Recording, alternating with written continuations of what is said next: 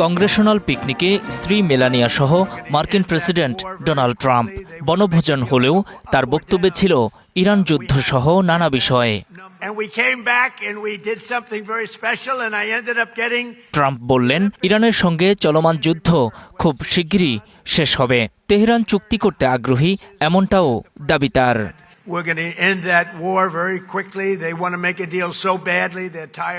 আমরা খুব দ্রুত যুদ্ধটা শেষ করতে যাচ্ছি। তারা চুক্তিতে আসতে এতটাই মরিয়া যে যুদ্ধ নিয়ে তারা ক্লান্ত। এই চুক্তি ৪৭ বছর আগেই হওয়া উচিত ছিল, তবে এটা এখন হবেই, আর দ্রুতই হবে। এরপর আপনারা দেখবেন তেলের দাম হুড়মুড় করে কমে যাবে। বাজারে প্রচুর তেল আছে। ট্রাম্পের বক্তব্যে উঠে আসে ইরানকে থামানোর মার্কিন পরিকল্পনা।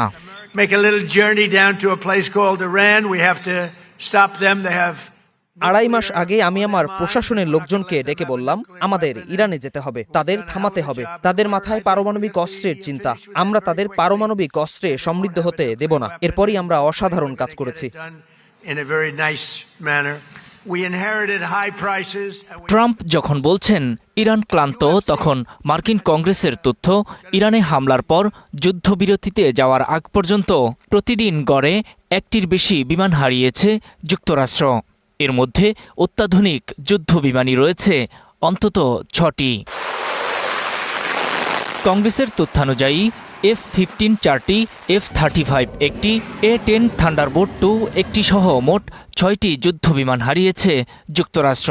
এছাড়া ট্যাঙ্কার বিমান, নজরদারি বিমান, পরিবহন বা বিশেষ অভিযানের বিমান, হেলিকপ্টার ও ড্রোন হারিয়েছে অন্তত ৩৬টি। নিজের এক্সে এই তথ্য শেয়ার করে ইরানের পররাষ্ট্রমন্ত্রী আব্বাস আরাকচি হুঁশিয়ারি দেন, আবারও ইরানে হামলা চালালে এমনই চমক অপেক্ষা করছে। ইরানের বিরুদ্ধে যুদ্ধ শুরুর পর মার্কিন কংগ্রেস শত শত কোটি ডলার মূল্যের কয়েক ডজন বিমান হারানোর কথা স্বীকার করেছে। আমাদের শক্তিশালী সশস্ত্র বাহিনী সর্বপ্রথম F-35 বিমান ভূপাতিত করার কৃতিত্ব নিশ্চিত করেছে। আবারও যুদ্ধ শুরু হলে আরও অনেক চমক অপেক্ষা করছে। চুক্তিতে পৌঁছা নিয়ে মার্কিন ভাইস প্রেসিডেন্টের দাবি, আলোচনায় বেশ অগ্রগতি হয়েছে। তবে শেষ পর্যন্ত ইরান চুক্তিতে আসে কিনা তা এখনই বলা যাবে না বলেও মনে করেন তিনি।